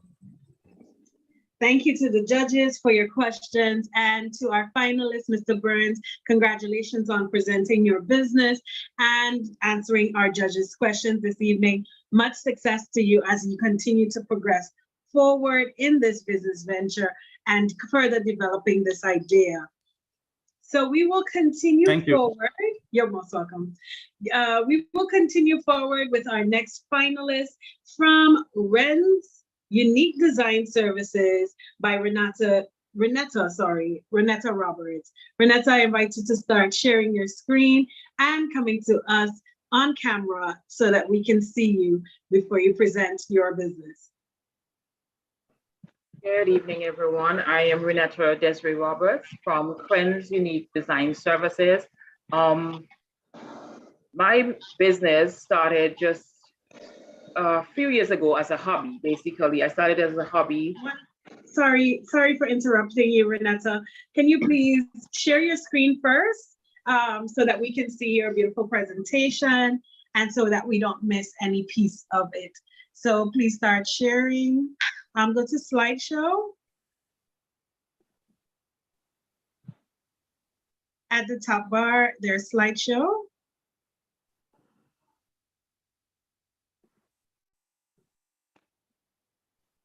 One moment. I'm having some glitches here on my screen now. We can see that you're excited and ready to go, and that's really, really great. But we want to make sure that you're presenting as fully as possible. Can you see my screen? We can see your screen, but we're seeing the presentation. So if you click on the top menu where it has File, Home, Insert, and so on, across you'll see slideshow. Oh, wait, don't click on File. So click that back button first. Sorry. Yes. Just click on slideshow. So just come across a bit, you'll see slideshow. One moment, I have to minimize my screen because I'm not getting it. Right here. There you go. So say not now for that. Okay. And then at the top left-hand corner, you'll see from the beginning.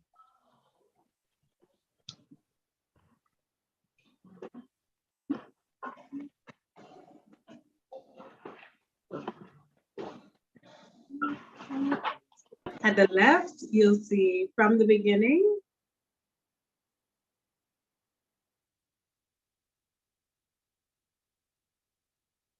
Further to the left, to the left.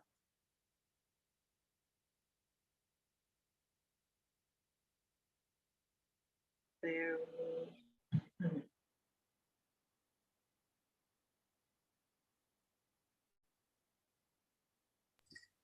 On the file, you see a screen with a green button from the beginning.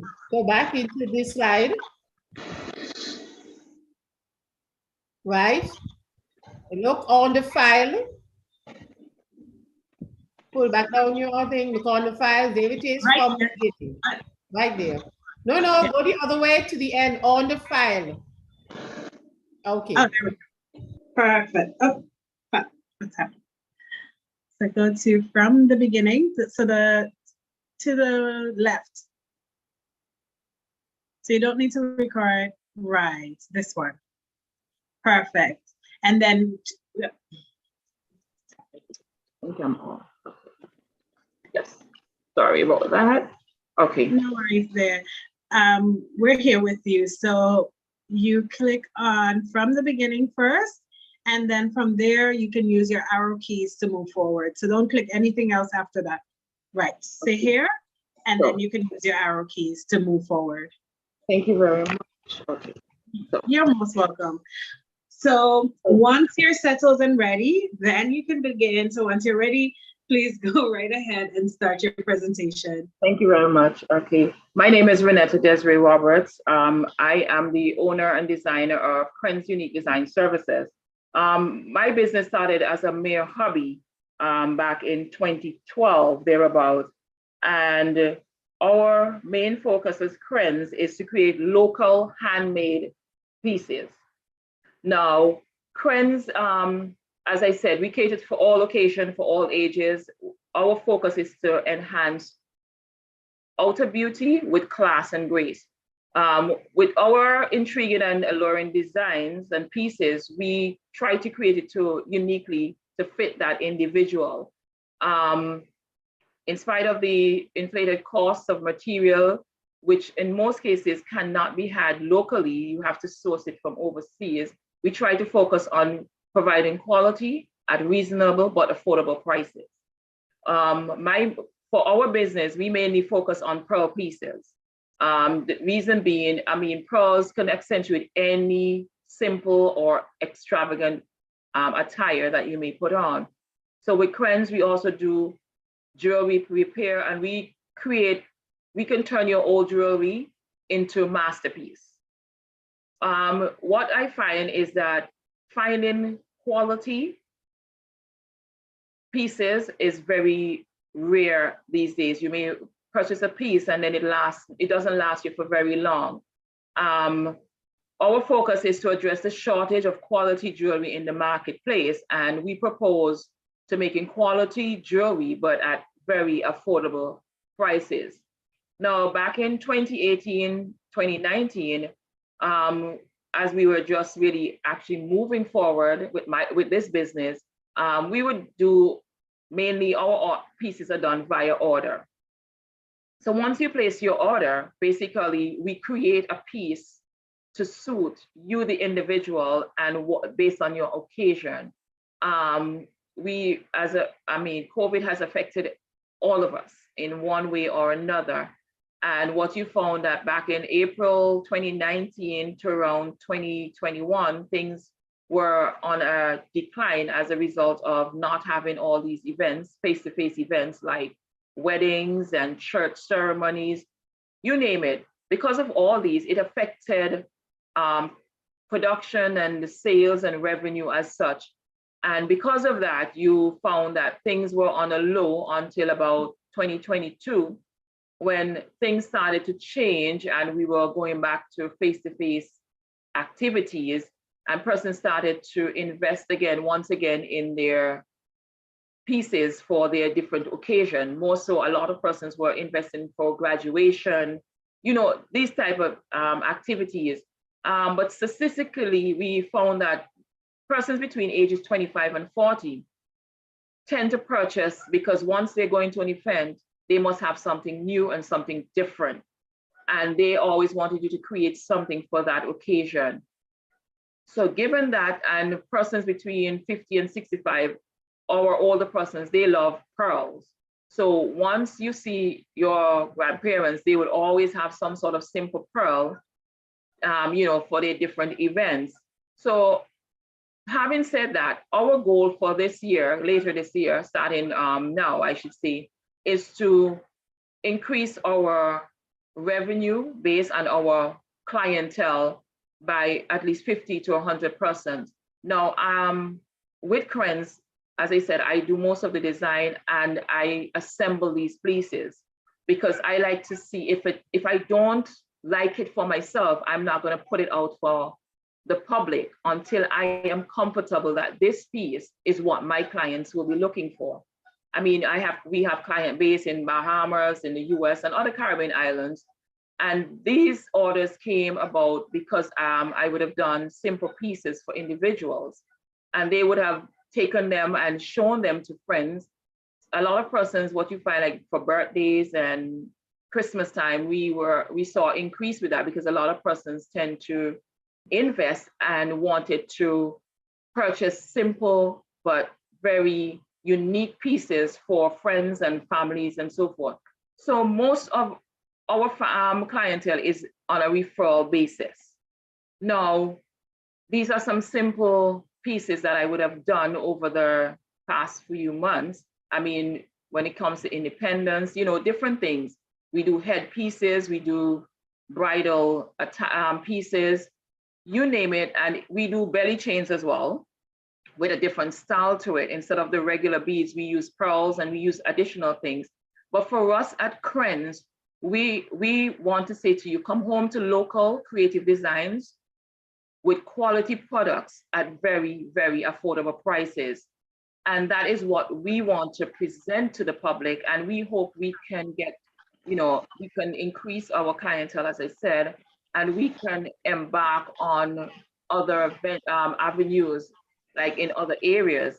So for me and my team, currently it's just two of us, my marketing person, she works along with me in promoting the pieces. Once I design them and I put them there, she puts them out and promote them. So for me, I am looking at taking my, or I would say our business to the next level. But most I want to show persons that here in Antigua, we have what it takes to create local, well-made jewelry assembled, and that we can offer you at very good prices. This is my short presentation this evening. Thank you. Thank you for your presentation. And we will continue forward as we invite the judges for their questions. Judge Gamble, please proceed with your questions for our finalists this evening.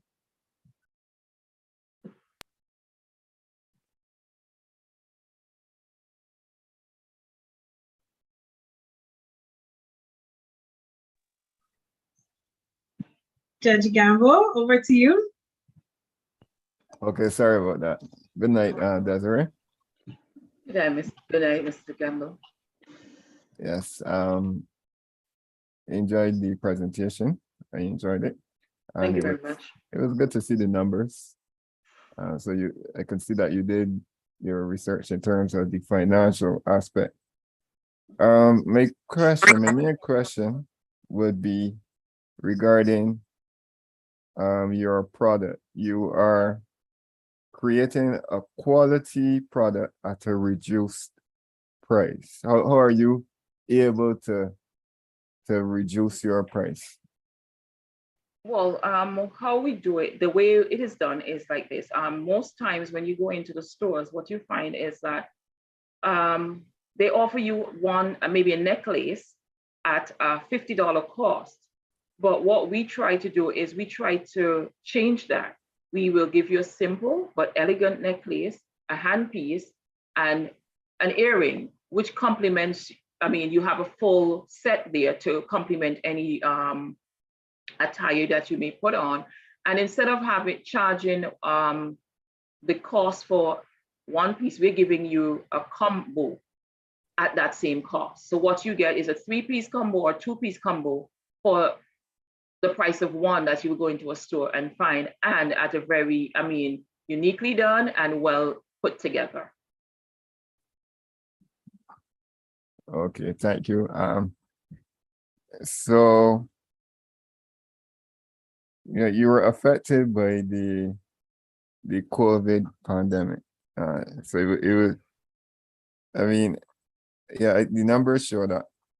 Do you see what are the changes, the main changes that you will see going forward? Is it something that has impacted you significantly to this point, or? Well, it has to some extent, but what I kept doing is that I would simply put together a design and I wear it. I take it, I go out in the public. So persons see what I have or we have, and we will offer you in Crenz. So yes, it may affect revenue, but once you can market your product and put these items out there, then once persons see these, they will be curious and they will look at it. Where did you get that necklace? Or where did you get this handpiece? And then I will be able to say, well, I actually do these designs, and, we dialogue. And in a lot of cases, you find that a lot of persons then start to come and say, okay, I have a wedding. Would you be able to design something? And then for me, I like to say, okay, send me your dress or your top, whatever it is that you're wearing, send this to me. And then I will create that piece for that person. So with that in mind, I can see that things will improve and will go forward for Crenz Unique Designs. Okay, and one last thing, thank you. In terms of the renewing the old jewelry, what percentage of your revenue would that account for? Repeat that last, I didn't hear that part of it. You mentioned that there is an aspect where you renew old jewelry. Yes. Mm-hmm. Right. I was asking what percentage would that make up of your total revenue? Well, about 25%, because what you find that it depends on what it is, basically. If you have to redesign something, or if just a simple repair work that you will be doing. Okay. And you have been marketing. What in terms of how have you been marketing? Just mainly word of mouth? Social media, Facebook, WhatsApp, Instagram. I send out information to all these mediums. Currently, we're working on a website. There's a local colleague of mine who's working with me, and we're putting together a website for persons who want to order and be able to look at what we have to offer. Okay, so if you receive funding, where would you put that funding towards? Funding in sourcing 2 persons to work along with me. I will do the designs and I will train them, because I do training myself. I go online and I look at courses that will be able to help. So part of that funding will go towards training 2 young persons to work along with myself in designing and creating these pieces, as well as complete my website. Okay, thank you very much, Desiree. You're most welcome. Thank you very much. Thank you, Judge Gamble. And over to Judge Yearwood. Please share your questions with our finalists this evening. Actually, Judge Gamble preempted me, but just a quick question off the record. Do you do brooches? Yes, I do. I do brooches, I do pins, you name it. Hair pieces, I am into all of that. Okay. So I see now you said something very interesting. You said you make all jewelry, you design custom pieces. Yes. Okay, then. What I find most interesting, but he asked a question about the old jewelry. Do you only work in, I should say, when you feel with pearls, you're probably using like freshwater pearls and those sort of stuff. Different types of pearls, yes. Different types of pearls. Where do you get your materials, and when you run your figures, because you spoke to the fact that most times when you buy pieces in the stores, they split up a set. Mm-hmm. And you are able to do a whole set at the cost of probably 1 piece. Yes. Mm-hmm. But I do wonder, given that you have to import your raw materials, your inputs, what percentage of your business at this point in time, how much do you spend on inputs? Well, I work with several entities and persons who assist me greatly in getting my supplies here. So it doesn't, when I say doesn't, it does not have a big impact on my sales or my profit. Reason being, because persons tend to look to have a big profit margin. My focus is mainly making sure your client is satisfied, because that's very important. So maybe about 20%, it will affect it depending at the time of what it is, because I try to have it, my supplies in bulk.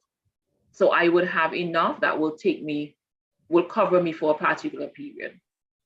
And just quickly, so your profit margin is about 20% overall, or it varies according to the piece? According to the piece, because it depends on what a person is looking for and the time that you're going to import and getting it done, and the material. So I like to sit down and work out the cost. So that is why when a person sends me a design, I sit down and I calculate it before I do anything else. Because then if I don't have all the pieces, then I will have to source it locally. So that will impact your cost. Because if a person order something and they want it for, say, on Monday, there's no way that you'll be able to bring in a piece, an item or materials to finish it in time. So then you'll have to go in and source it locally. And then that will determine what you would charge them and how you will see your profit margin on that. Thank you. You've answered my question, and I was just concerned because, especially in the line that you are in, one of the issues that you tend to have is an issue in costing your product. Yes. One of the first things you said to me, you even calculate for the time. You've taken that into consideration, which is with each piece. Yes. Thank you so much. For me, no more questions at this point in time.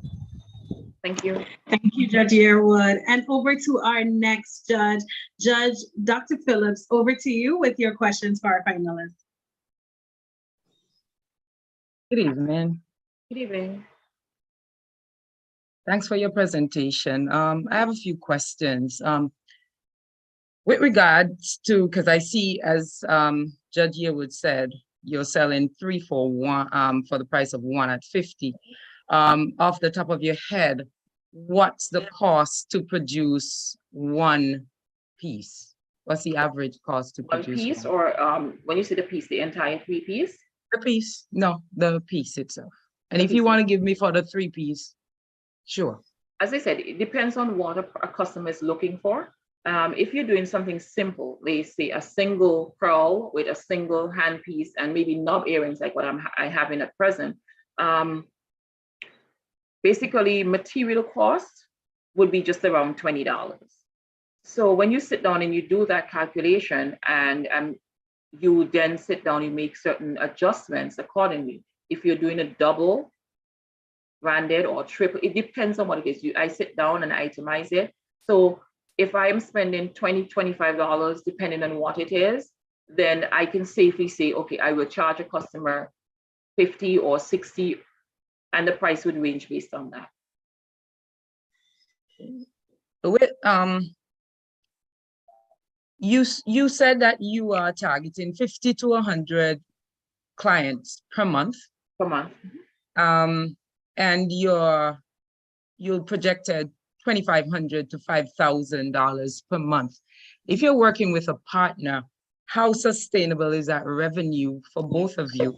And what sustainable plan do you have in place with the fact that we are facing inflation at the moment, and it's going to hover over us for a little bit, given everything that's going on in the global environment? So what sustainable plan do you have? Well, I'm currently working on that. I'm doing some serious research as it pertains to approximate percentage that costs will be increasing, because that will determine if I am going to offer a 2-piece or a 3-piece at the price I'm currently giving it for. For a partner,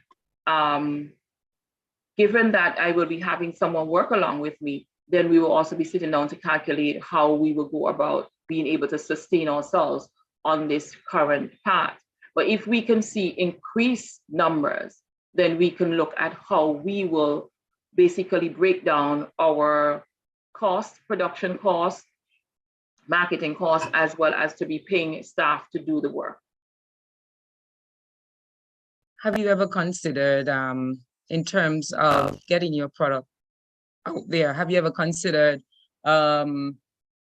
maybe not partnering, but linking up with like the hotel storefronts, etc.?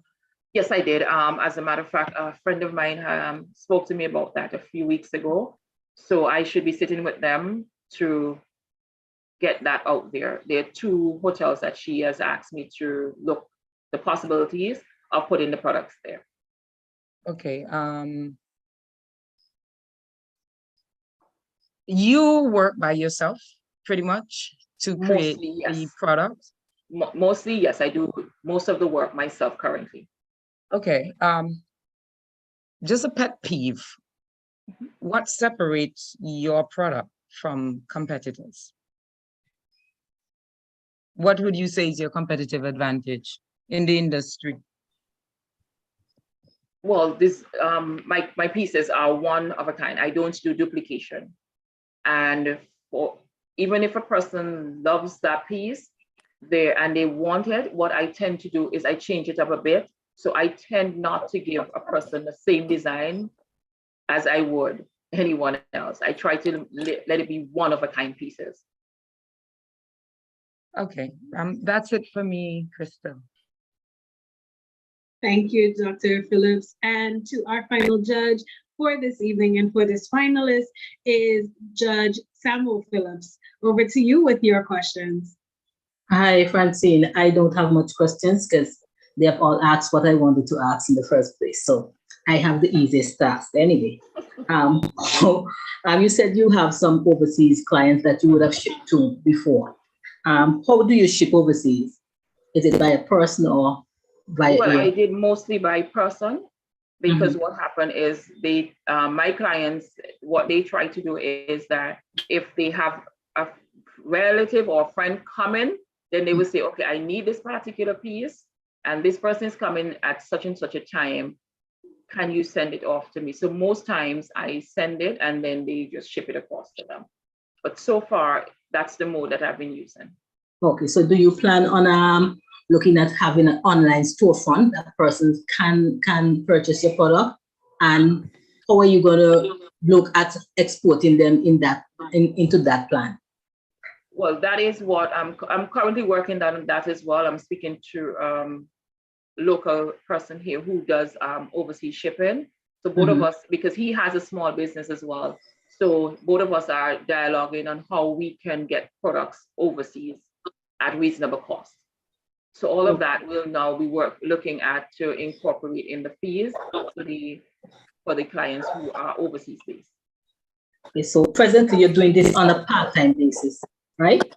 I do it on a part-time basis because I do it mostly on orders. I try not to let my pieces sit down. So I try to do it on an order basis. But I do have pieces that I have that persons can view and make a determination what it is that they're looking for. Okay, so presently you already have a catalog in place for your products. Is there an online catalog, or is there a catalog in which you have the pieces that you would have done so persons can at least I have ask a personalized catalog for now.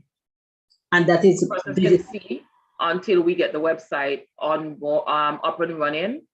So we're working on that online store so we can do an interim introduction. And how soon do you think that online store will become a reality? Well, I'm looking to have this up and going by October because there are a few glitches, so we are still working on that part of it. All right, thanks very much. Good stuff. Thank you very much. Thank you so much, Judge Samwell Phillips. Thank you for your questions. And to our finalists, congratulations on presenting your business. Much success to you as well as you continue to grow and develop this concept. We are so happy to say now that we have seen all our finalists for the Entrepreneurship World Cup, Antigua and Barbuda. Unfortunately, we had 3 finalists who are unable to present their businesses between yesterday and today, but we do want to recognize your work and your contributions to coming to present your business. And we want to give you a, success. We want to give you best regards as you also continue to grow and develop your businesses. This is an annual pitch competition, so we encourage you to apply again next year. So to Mr. Oscar Lake from Footer Trail, congratulations on being a finalist.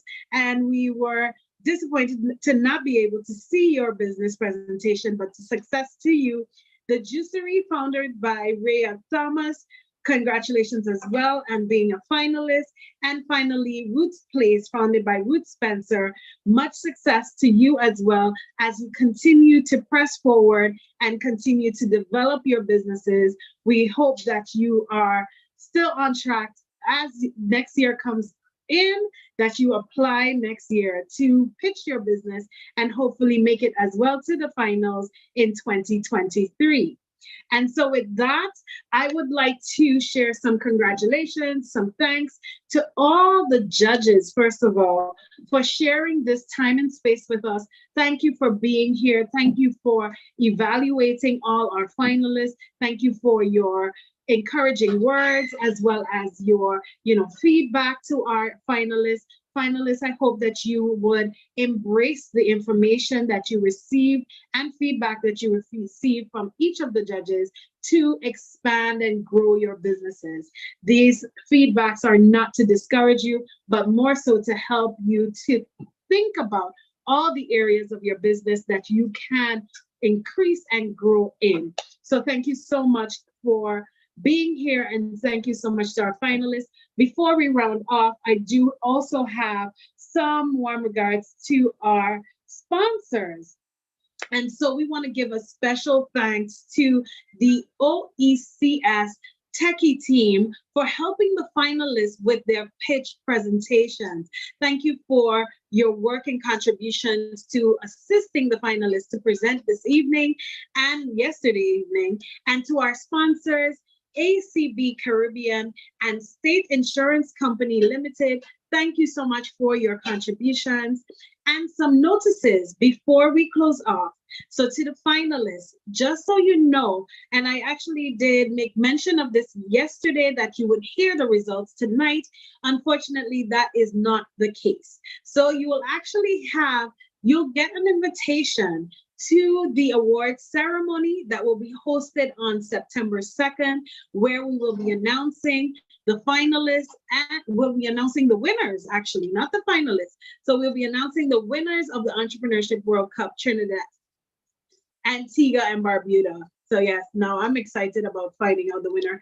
I'm making some mistakes here, but to the founder of the GUARD Group, Miss June Jackson, thank you so much for hosting this event and putting this all together.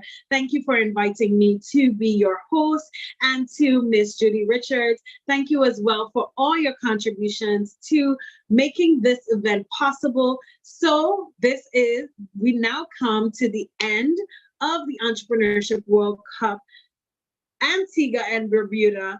And from our team at the Entrepreneurship World Cup Caribbean, I bring greetings again from our Managing Director, Dr. Marcia Brandon, my fellow coworker, Mr. Joshua Ford, and from myself, Crystal Legrand. I am your host this evening, and thank you so much for being here live with us. And I hope that you would follow the entrepreneurs, look at the Entrepreneurship World Cup page and follow them, encourage them, support their businesses as they continue to press forward.